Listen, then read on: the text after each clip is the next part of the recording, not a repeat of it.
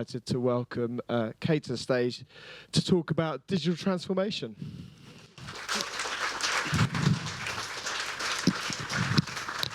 Thank you. Can everyone hear me okay?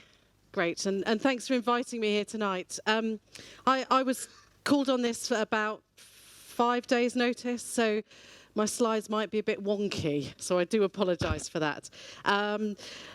But I hope what this will do tonight is give you a flavour of some of the research and some of the work and practice that I've been developing and my business has been developing in the last 4 or 5 years, working with businesses across the area.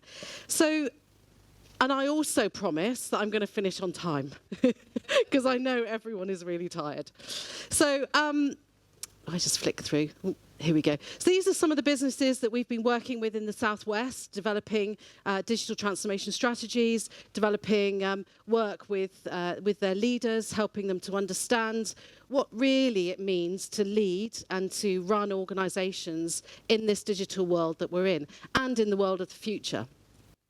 And also, as Jeremy said, these are some of the charities that we've been working alongside too, and helping them to understand what their fit is in this world and how they need to change and transform. And so over this period of time, as I say, we've spent a lot of time researching and getting confused and trying to simplify the message and then getting confused again and building that message to really distill what digital transformation is. And that's what I aim to do, to give to you in the next 15 minutes, is that. So I hope I managed to achieve it. So the first thing I want to start with is to say, really, what is digital? We all use this word, don't we, all the time?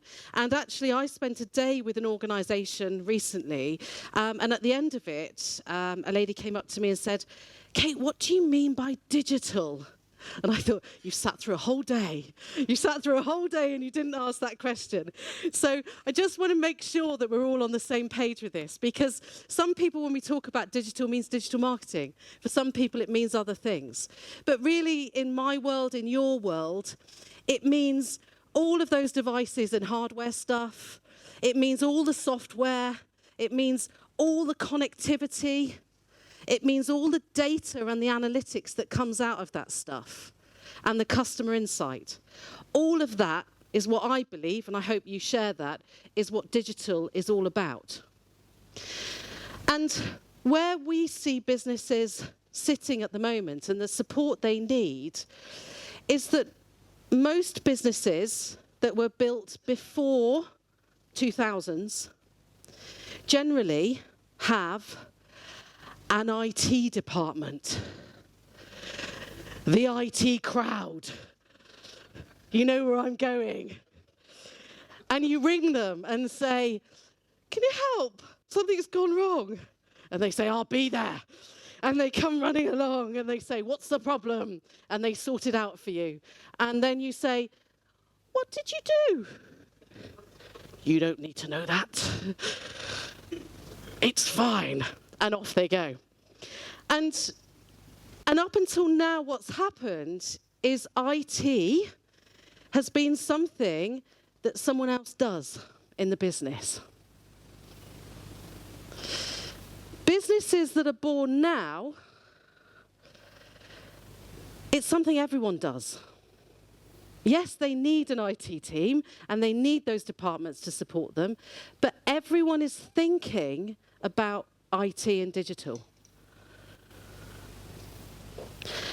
And the issue is, most of our big businesses are scratching their heads going, we've got no idea how we turn from this organisation that has IT separate to actually being a place where digital is the organisation. Does that make sense? And that really, in my mind, is what digital transformation is. So the good news is you can all go home. No, I've got loads more slides. And these are the sorts of businesses that are the digital businesses, whether we like them or not. The Ubers, the Airbnbs, the Deliveroos, the Just Eats, all those sorts of organisations are the ones that are built in this world. And the old organisations are trying to compete with them. And that friction is what we need to try and support. And particularly in the Southwest, what we need to try and support. Because if we don't get this stuff right, if we don't support every business that we work with to get this stuff right, we are not going to be a competitive region. So, what can we transform? Well, fundamentally, there's kind of 3 areas of a business that we can transform. We can transform the customer experience. The piece that Tom was talking about earlier, the idea of actually how do we interact with our customer? From the moment they even vaguely know about us through to the acquisition, through to post-customer support. We can transform our operational processes, how everything works in the back office.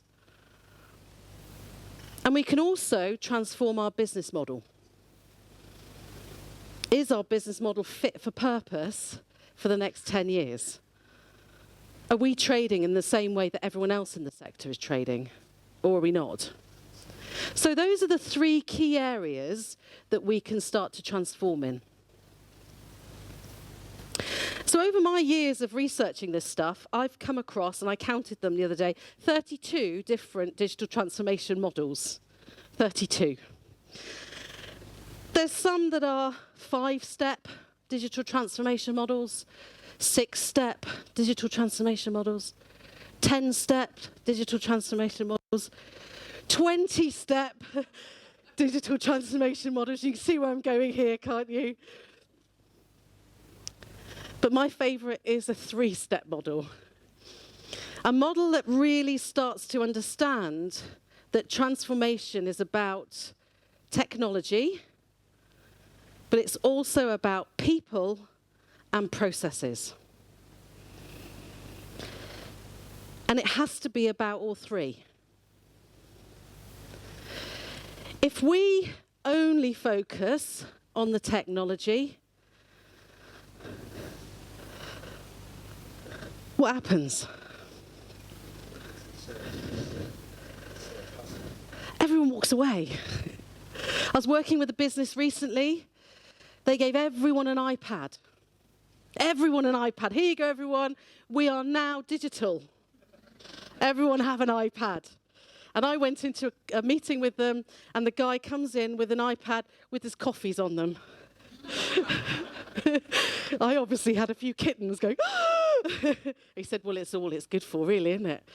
So we have to bring our people along with us. This is a really interesting model, this idea that if we only focus on the technology, what happens is we become what we call fashionistas. We become Gucci around this stuff. It's, yeah, everyone have an iPad. Oh, and I have an iPhone as well, and just have everything you want. But actually what we've got is very little strategy behind it. So alongside this technology piece, we have to understand the levels of maturity around our leadership. How can we make decisions? Are we making the right decisions? Are we delegating those decisions to the IT manager,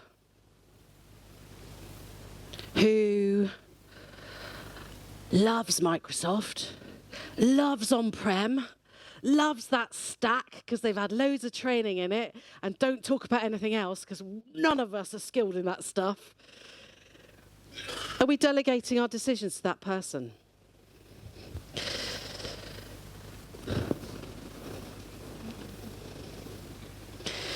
Anyone who worked in IT for as long as I have knows this.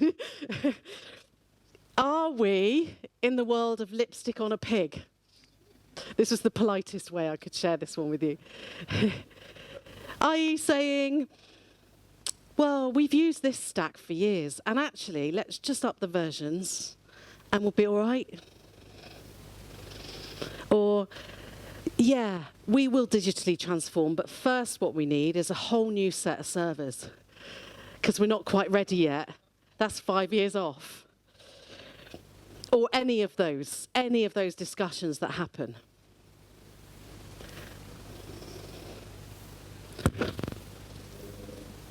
And my third question to ask you is, are we digitizing our business, i.e. substituting what was paper for digital? So we used to do our expense forms this way, on a bit of paper. Now we do them in a Word document. Fantastic. For example, that's a digitization. That's all it is. We've got very little business value. Or are we digitalizing? Looking at that process and saying, could we improve it?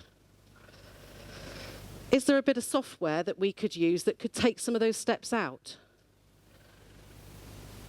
Or are we transforming it and saying, if we put an app on everyone's phone, it would do the mileage for them, so they don't need to do expenses anymore? So which step of the journey are we at? And we need to get a better language around this to help us understand which bit we're doing.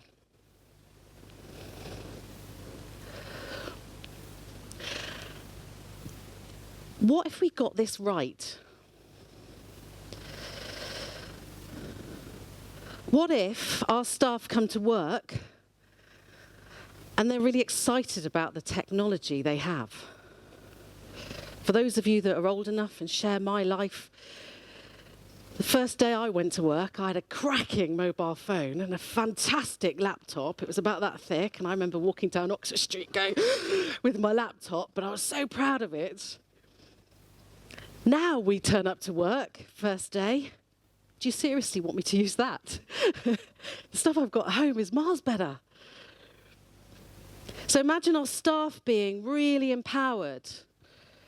Imagine our customers really enjoying the experience that they have with us, and that they can contact us anytime they want, and they get a great response, whether it's 5 o'clock in the evening or 5 o'clock in the morning.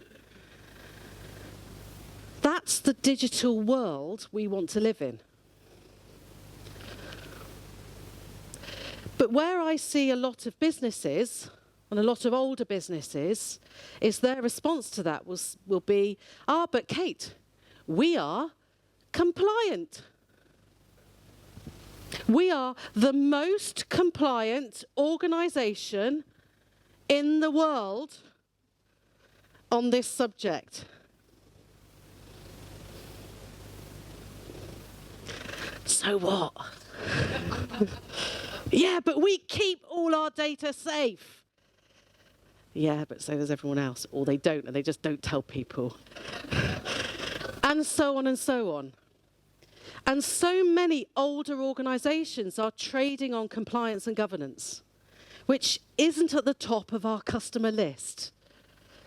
Maybe it should be, I don't know, but isn't at the top of our list. Our list is, yeah, but over there, it's really easy. But over there, I can just do it in two and a face print and I've done. And that's it. And they haven't quite understood what transitions happened to customers in the last few years.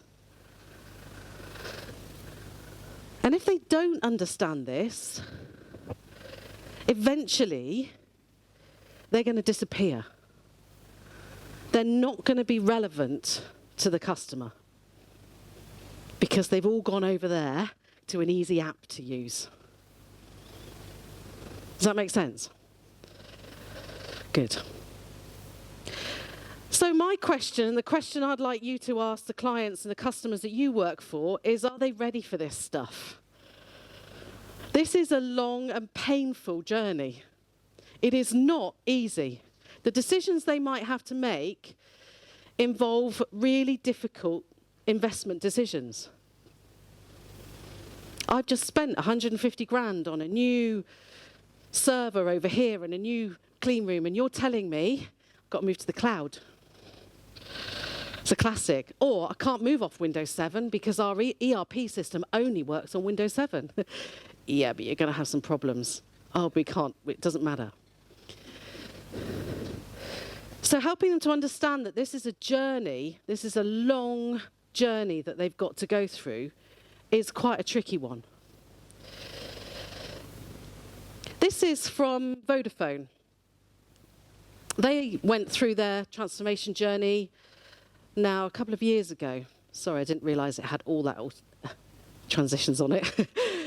But one of the things they started to build was a concept of what culture do we want to create? What is the digital culture of our business going to be? And I think this is a great, whatever metrics you want to put down the middle, I think it's a great model to share with people, to say, where do you want to move from and where do you want to move to? And starting to articulate this can help staff understand what the journey is. Because if you live in the world of the IT department, the journey is we're moving from Windows 7 to Windows 10, whether you like it or not. That's the journey. But actually, that's the journey. So communication with staff is just as important. But so is technology. And one of the models I wanted to share with you today is this idea of the 3 horizons of technology, the 3 horizons of growth. And getting a sense of and supporting businesses to think about technology in those horizons. So the first horizon being the here and now. What needs to change now? The next horizon is that next step, the stuff we need to be starting to research, have a bit of R&D budget around, we need to pilot, we need to start looking at this stuff. The third horizon, weird and wacky stuff, crazy stuff, innovation spend. Put people at conferences, get some new ideas. But being able to, again, articulate that to businesses can really help them understand where these technologies fit. What do I mean by that? Current here and now? What's the connectivity like? What's the networks like? What are your devices like? What's the software like? Because if you want decent data, your network's got to be brilliant. I was working with the NHS recently, with some district nurses. Their authority was saying, data's really poor, data quality's poor. Go out, Kate, talk to those district nurses and get them to improve their data quality. When I went out and talked to them, realised they shared laptops. Anyone who knows changing their profiles every day, so they log into their laptop, download their profile, takes about 45 minutes, they ain't got time for that. They pick up the laptop, they put it in the boot of their car, they carry on writing all their notes, get home from a day's shift, type it up in the evening. Why is the data poor? Give them a laptop each. Give them the right connectivity. Get them working in the right way, and then you'll get good data. So understanding that first horizon and where the investment should be is really powerful. And then give them that mid-horizon. What's next? Artificial intelligence, Internet of Things, voice, blockchain. That stuff now is mid-horizon. Businesses should be having this stuff written into their strategy because it could change their business model. So what are they doing about that stuff? And then, what are they doing about the crazy stuff? What about edge computing? What about generative adversarial networks? What about emotion AI, explainable AI? If you don't know what they are, just Google them. That's all I've done. That's all anyone does. Just Google it and understand it. Because this has to be as much, from a leader's perspective, this has to be as much part of their DNA as HR and finance. And you won't find any chief exec out there who doesn't understand HR and finance. But how many of them would say, oh, I don't do IT. I've got a PA that does that. It's almost like saying I can't read and write. We have to help leaders now to become literate around this stuff. So just Google it. How am I doing on time? That's it. Simple, isn't it? So help organisations to think about those 3 pillars. Help them to think as much about people as processes, and processes as technology. Think about those 3 horizons. Think about those culture changes that need to happen inside their organisations. And I hope that's given you a few models to start to use yourself with clients and to start to think about how you could be part of this digital transformation culture. And if all of us started working with all of our clients in this way, I think we've got a really hopeful future for the Southwest. Da-da-da-da-da. So thank you very much for your time tonight. Thank you.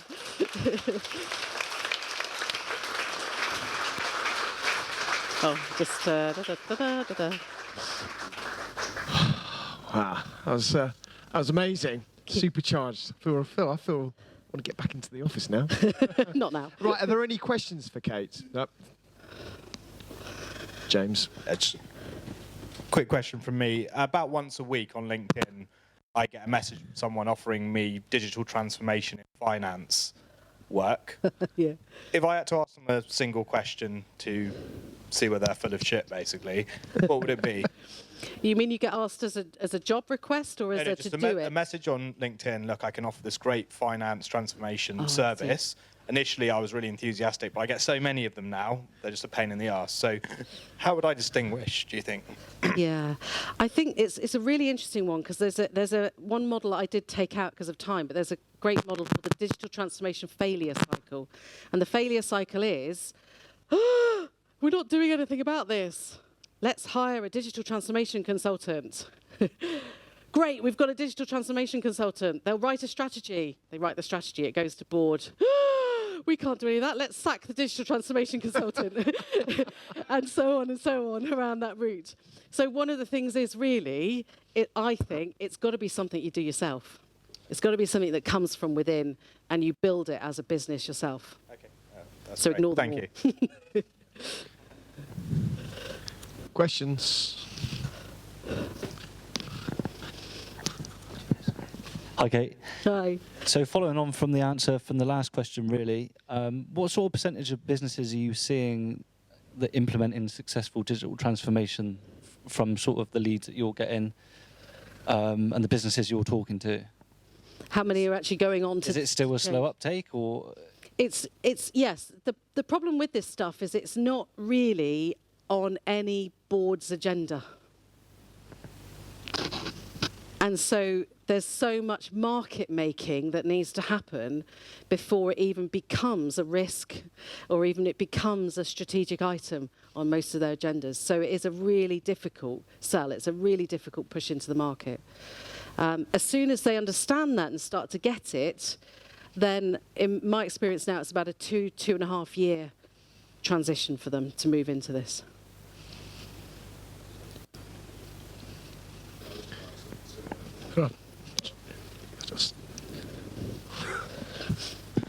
Hi.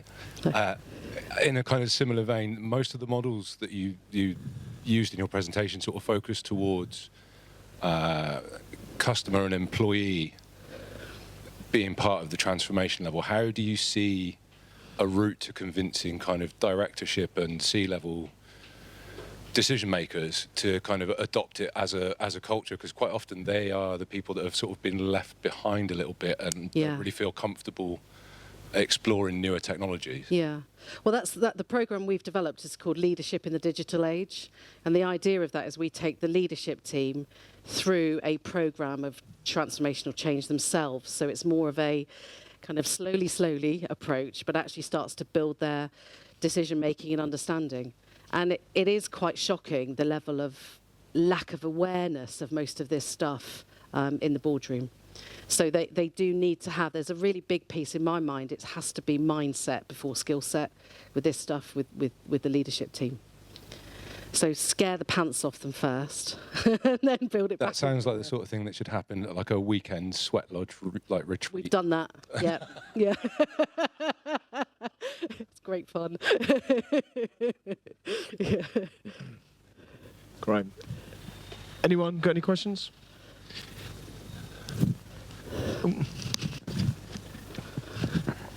It seems to me that actually there is this massive disconnect between sort of boardroom and sort of worker bees generally, sort of within some of these bigger organisations and probably charities as well. And you've got the board who see the IT department as the doers and the enablers of the job getting done, but then you've also, I guess, by culture, got people working within the IT department who are actually the experts, but they're not necessarily, from a culture point of view, people who are shouting about what could be done differently. Yeah. And so I guess the previous question sort of answer, or your answer to the previous question sort of answers mine as well. But it's also working with those two cultures, and it's giving sort of IT departments the opportunities to become more the strategists rather than just being the worker bees. You're so right, and I've given IT a bit of a disservice tonight, but just for laughs. I don't work in an IT. I don't work in an IT department. But you're absolutely right that actually one of the things we bring the IT team in as part of the leadership team when we do these sessions, and one of the things it gives them is that opportunity to say, stop treating us like worker bees, let us be consultants, let us come into the business, stop sticking us in a room in the corner, let us come into the business, we can see the changes that need to be made and we can help.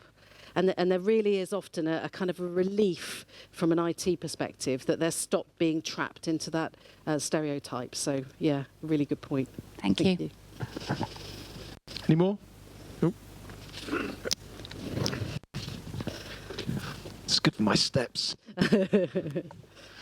So my question's from the other side, really, because I completely agree with digital transformation, and I think a lot of people in the room do. That's why we're all here tonight. But what do you think about people that haven't got room for it? Because I know a lot of people that leave businesses because of that, that leave businesses because they don't want the digital transformation. So what's your views on those sorts of people? Because are we just going to come to a stage where it's going to be like, there's no room in the world for you? Oh, what a big question at this time of night. really difficult one to answer. I think... and then is it going to turn into a discrimination thing? Oh, really interesting. And there is a lot of work being done with unions at the moment, actually, around automation and RPA and robotic process automation and those sorts of things, and the issues that staff are facing within that. But there is a real call that if we get automation right, then actually people do a people job, not a robot job. And at the moment, a lot of our work is actually robotic, answering 50,000 emails a day and copying and pasting that into that spreadsheet. All of that stuff is robotic. And actually, if we could get the robots to do that and allow us to be human, then we get the right balance. And that's why that people process technology is so important. Because if we get it right, I would say all people that leave organisations are ones that are driven purely by the technology and aren't bringing the people along with them. Was that good enough? Yeah. Oh. Question right at the back. Thanks. Hi. Hi. The question is, I've been in a similar place to you, and one of the things that I've found, and I wonder if it's you see where you get the engagement, is where you're seeking investment, get told, can you measure your business?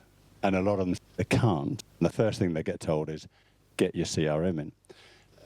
Is that a trigger for you that you find people get it when they go, we can't measure our business?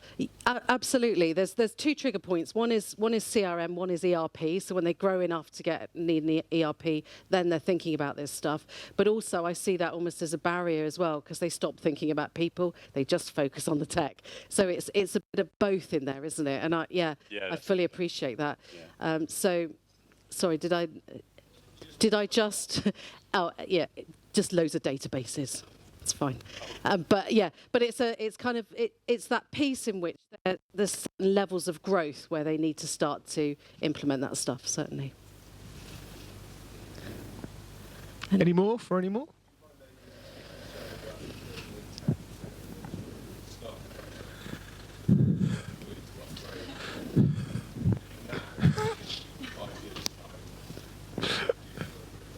Yeah, absolutely. But also they've already built in technical debt beforehand, and that's often where they're starting from, is that point of a big, in effect what they're seeing is a big cliff face that they're going to have to write off a massive sum of money to enable them to move forward, which is a big challenge. Oh, hold on. I'm going to miss this one.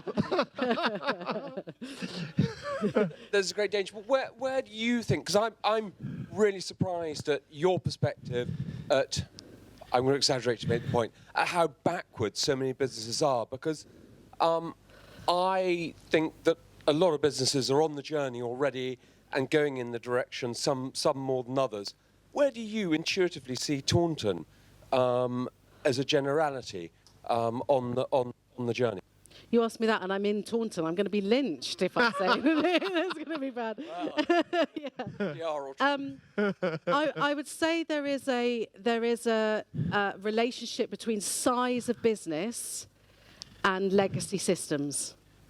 So there is something, if we could kind of almost draw a graph around that, the bigger the business and the older the business, the further behind generally they are. And that's not all businesses, but that's what I'm often seeing. So, smaller, lightweight businesses pick up things, drop them, the investment's lower, so it's a much easier turnaround. The bigger businesses do struggle. So I would say Taunton is almost identical to every other place within the Southwest currently, but let's make it happen. Cool. Probably time for one more if anyone's got anyone. Not. Fine. I just kind of a question, statement. I'm going through this stuff at the moment. I've got some of my transformational team here actually. Brilliant. And you know what? I've got a cracking board. I've got an amazing board. They get it. They were happy to make that investment. I've got a phenomenal technology department. It's taken us a long time to stop being an IT department because we have gone through that transition, and they're great. And one of the things that we're doing, and maybe this is right or wrong, and I'm going to fall on my sword if it's wrong, but the problem with us in the C-suite, at the board, we think we know the best process, right? Because we're measured by KPIs and we've got this idyllic vision of how it is because we're up in our boardroom in our ivory tower. But these guys on the ground floor, like on the front line, speaking to customers, are kind of like navigating through systems. They've got a system over here, a system over here. They know how to body swerve stuff, and actually, I think we're the board are the wrong people to try and design what it is. So, would you agree with that? I'm hoping. 100%, and that's one of the most important things is actually getting frontline workers involved in process redesign and helping actually for that process redesign to start with the customer and with frontline staff. And the tools that you can use for that are, really fantastic. But it really is helpful to do that. Otherwise, again, you're back in that cycle of. That's good. So please, you said that. But I'm not sure where the clicker is. Thank you very much. That's really enlightening. Thanks. Thank you.